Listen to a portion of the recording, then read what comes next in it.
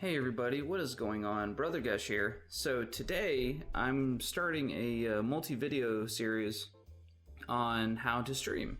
So if you're looking to want to start getting into streaming, don't know really where to go, this video will kind of help give you a basic guide on how to set up a stream, fine-tune the looks and the settings, and pretty much get you ready to just hit that stream button and get going.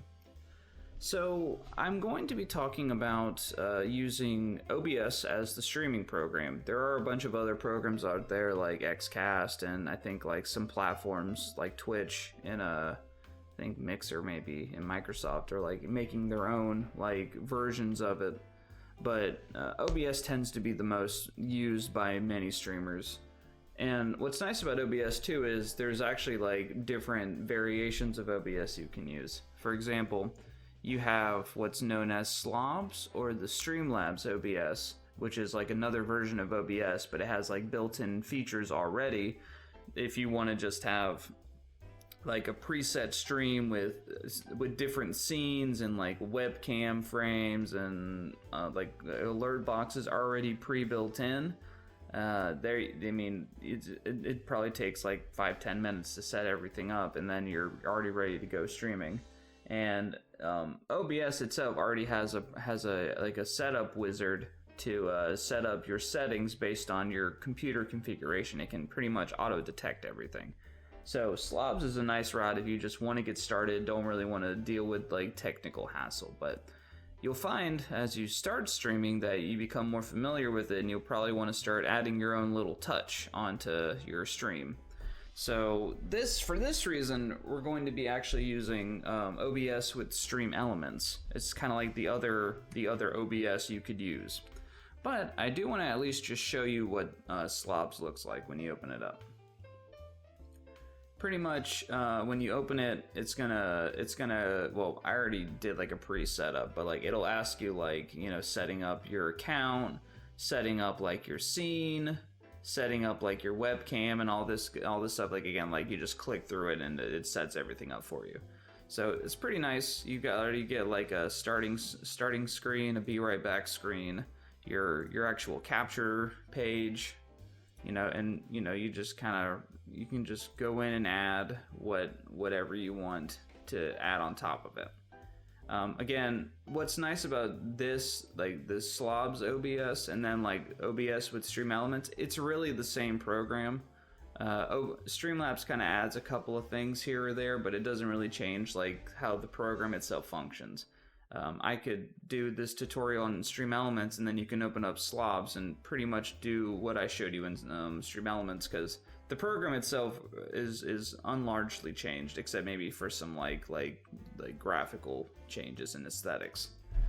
But anyway, so let's start from just the beginning. So you can just go to Google, Google like either Slobs or OBS. With Stream Elements, you're going to want to download OBS first. I already have the tab open, but you know, you just Google it, click open broadcasting software. So you come to this page. You can download it for whatever platform you use it on. You just click on it and it installs the program and set it up on your desktop. Don't open it quite yet though. So then you're going to want to find Stream Elements. Pretty much it's going to be the first link here. So you open that up and it's going to take you to a page like this. It's going to ask you to just download the plugin for Stream Elements, and what this does is it's going to install a file into OBS that'll pretty much give you all the additional features of Stream Elements. So for the purpose of this video today, we're not really going to go into Stream Elements exactly, because that's where you would go to like, you know, customize and fine-tune settings. We're just going to be covering what OBS looks like today, like dealing with the program itself. We'll kind of touch on like adding like different templates and fine-tuning the settings in another stream. So before I open this actually, so you'll notice after you install Stream Elements, you're going to have like this icon for Stream Elements, but you're also going to have the regular OBS icon.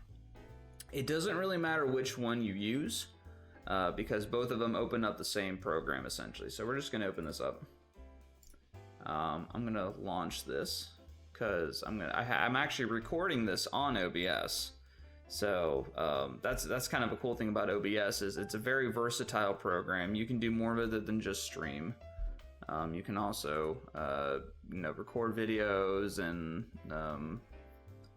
you can even add filters and fine-tune your microphone settings and your audio settings. It's got a lot of cool stuff. So I'm just going to show you what it shows when you first open up Stream Elements. It's pretty much just going to do like a bot setup and a tipping page setup. So if you want to go ahead and set up like a chat bot and a tipping page, it pretty much will give you all of that and add it into your stream. What it'll do with the bot activation is it'll pretty much give you like an overlay in Stream Elements, and you can go in there and fine tune it. Again, we'll touch on that stuff later. And then the same thing with the tipping setup. It'll give you like a little link you can add into your stream, and it'll kind of show the link on stream. Or if you want to like link it to a page on your channel, you can do that. So we'll worry about that later. I think I have to actually close it because it makes you set it up. So I'm gonna reopen it. Normally you would just set those up and then it would take you to this. So let's continue without logging in. I mean, again, normally you would plug in your name and it would load everything up for you pretty much, but I'm just gonna show you what it looks like, kind of under the hood. So now you're gonna kind of see something like this. It may be a little bit different. It's probably gonna have, it's probably gonna have all this stuff showing. But pretty much what you're looking at is you've got your display here. So I can show you the desktop. And then you have like the chat feature here. You can show your chat. You can have media requests here if you want to take song requests from people in your chat. And then you have the activity feed, which that can show you like alerts. It can show you like if someone followed or subbed to your channel, yada yada yada. What's also really neat about Stream Elements is if like you don't want it to show in OBS, you can just take it and drag it out.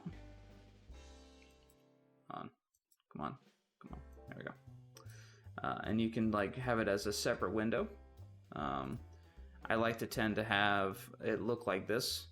Have like chat on one side, my display on the other, and then like the activity feeds just kind of sitting on the outside. So it kind of shows you like different, all the different things that happen. And you can even translate this to having like a little widget on your screen to show different alerts pop up and happen and show it on stream. But again, I'll talk about that in a later video. So now that you've kind of looked at this a little bit, kind of, move around some things, and then the next big thing is setting up your scenes.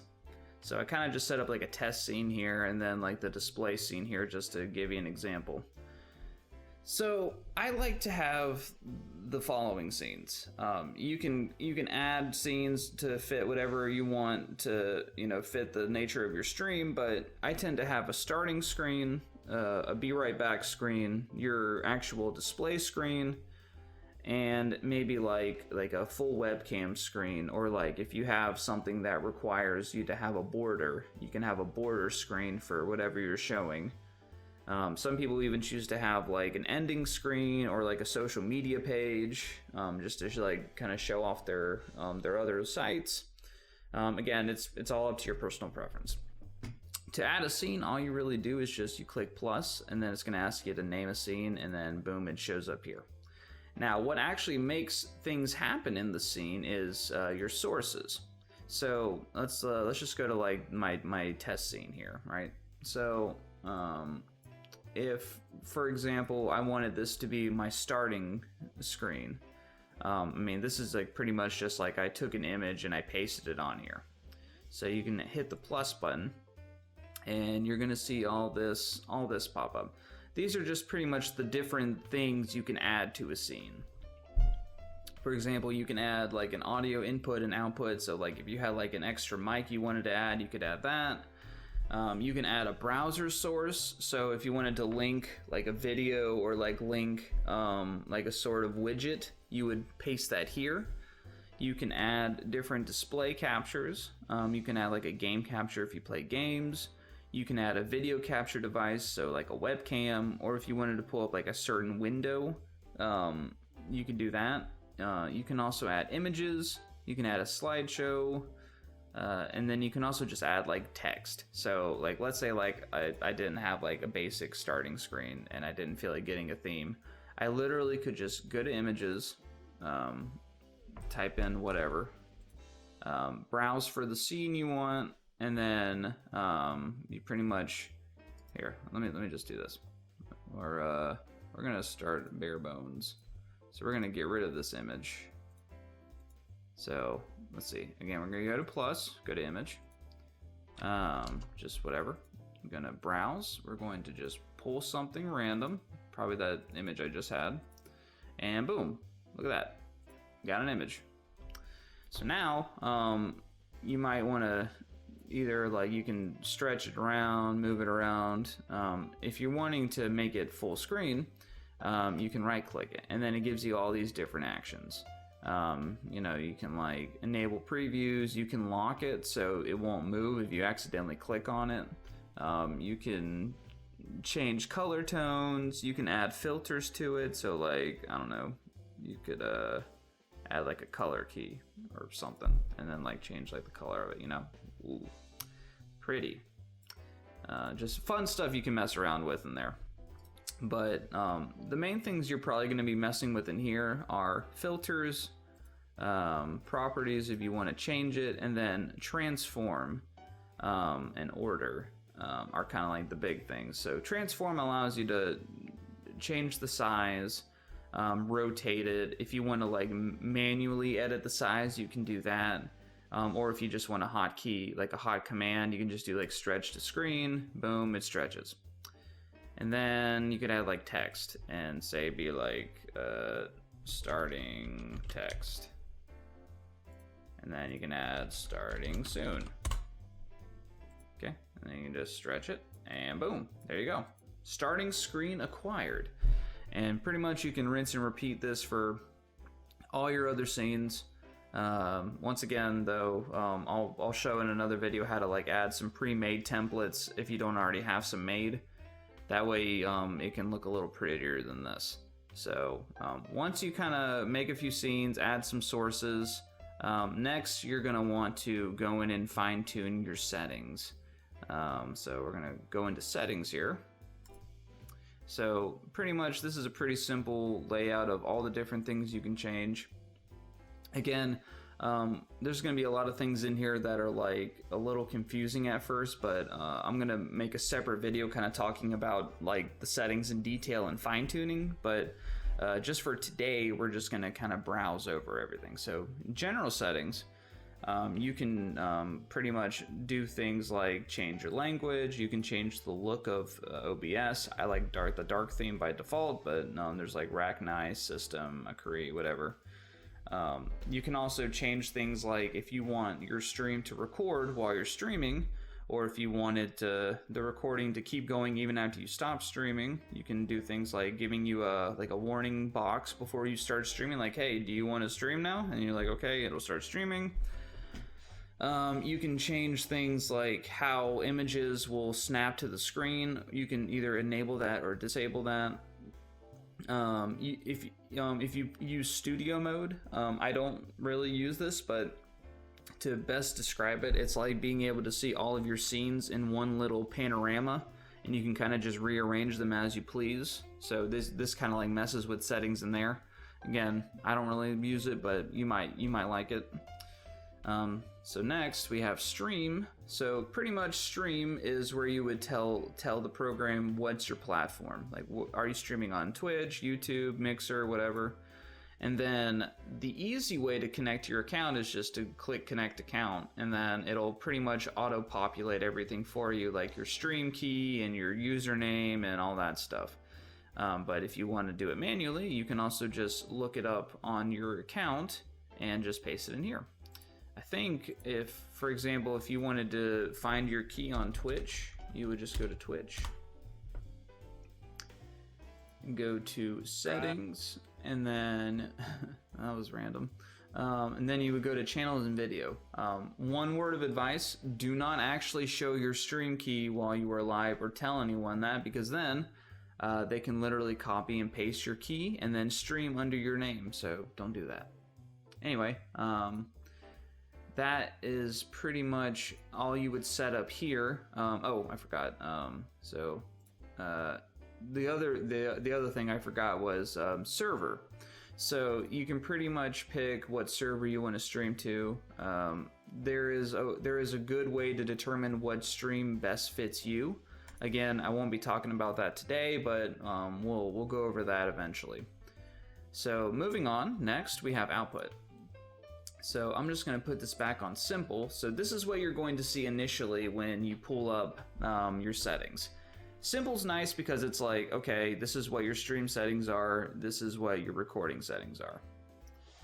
Pretty much though, I would go ahead and leave this on advanced because you're going to have to eventually dive into this stuff when you're configuring your stream. It's really not that scary once you kind of, do some Google research, read some forums. The OBS forums are pretty helpful at figuring out like what looks good, but also, oh, sorry, I'm getting weird burping episodes.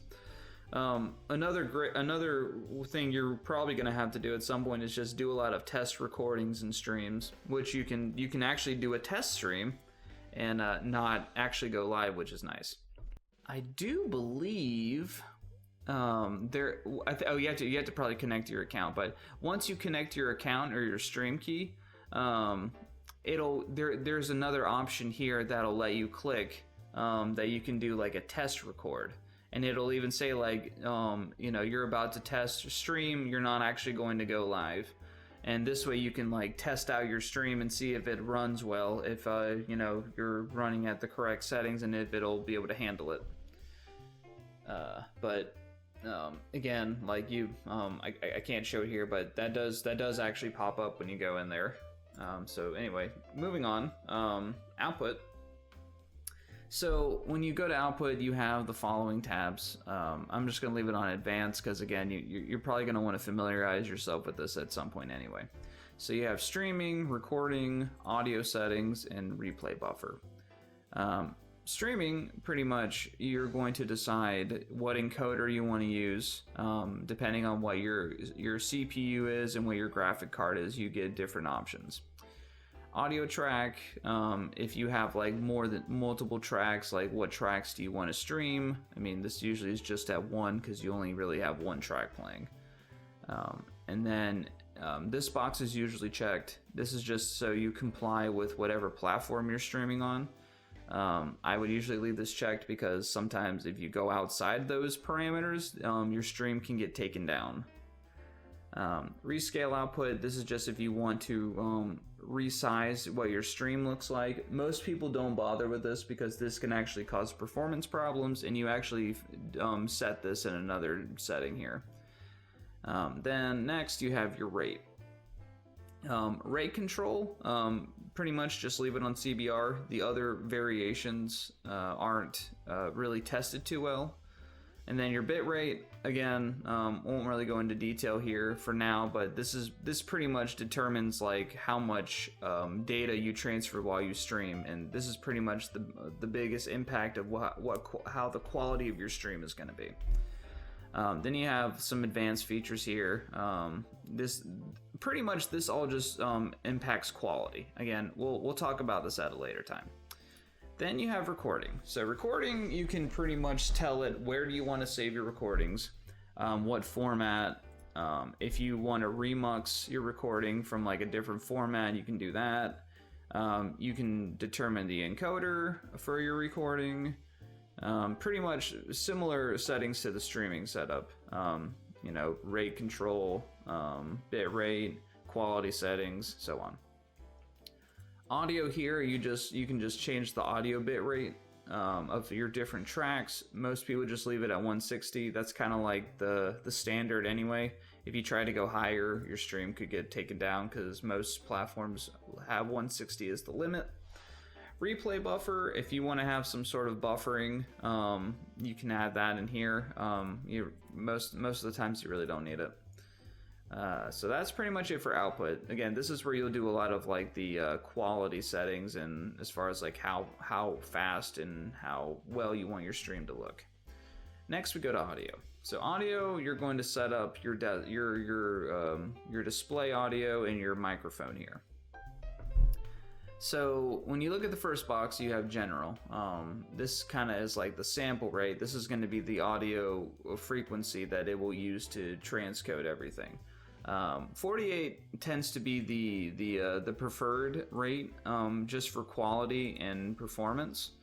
Some people like 44.1 for whatever reason. I like 48, but you know, do your homework, kind of figure out which one you like better. Channels, doing anything above stereo can sometimes cause audio issues. Surround sound isn't exactly stream friendly as of yet. You're more than welcome to test it out, but I find stereo to be probably the most reliable format.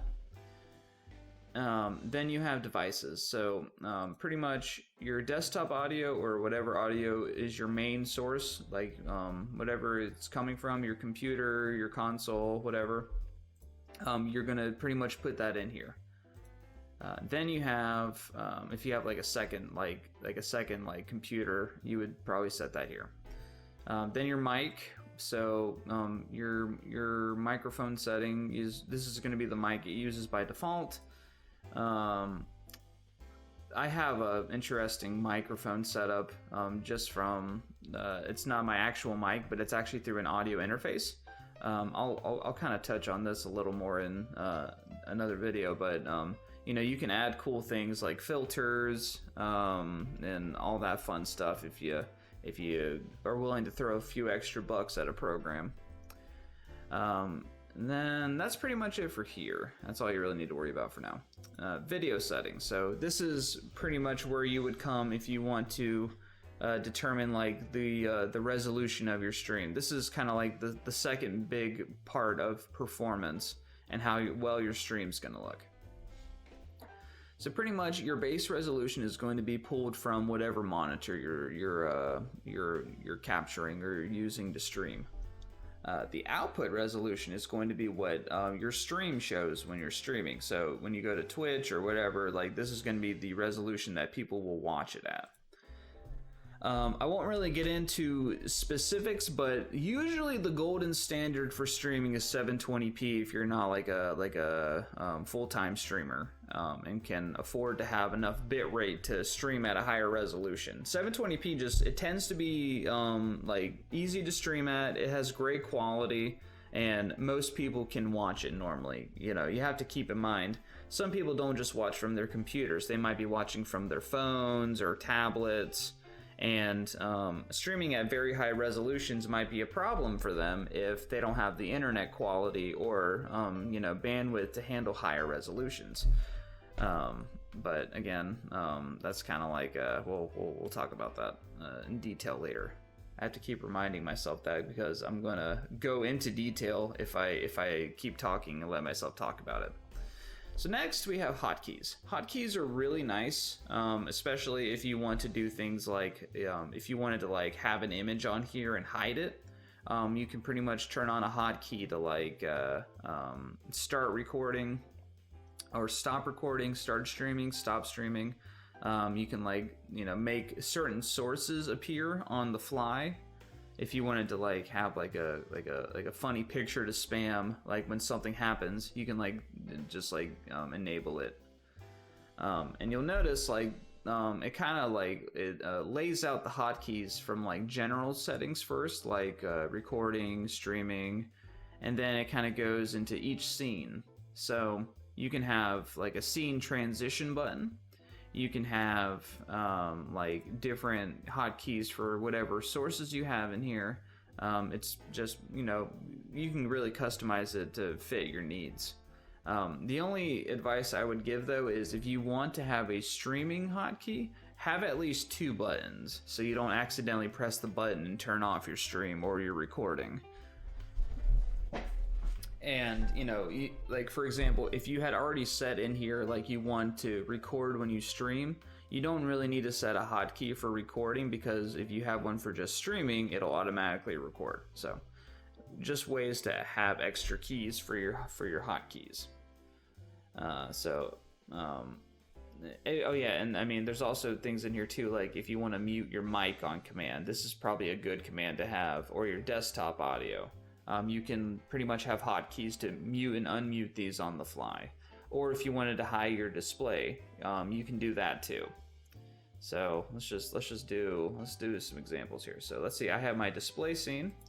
Let's just make that like the letter K, and then scene 2 will make that the letter L. So this way I can press these keys and flip back and forth to them. So let's see. So there's that, and then let's say, well, this is kind of self-explanatory. Let's say I also wanted to hide my display capture. So let's just make that O. And you can even just have this set to just O here, so you can toggle it on and off, which is nice. So let's do that real quick. Let's just do that for an example. So let's say I wanted to flip to my display screen. So I hit K. It's not showing actually right now.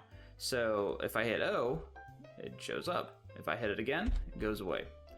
So I'm hitting the letters back and forth, and I can transition back and forth between the two. So this is really nice to have like when you're streaming, because sometimes you can't just tab out of whatever you're doing to go into OBS.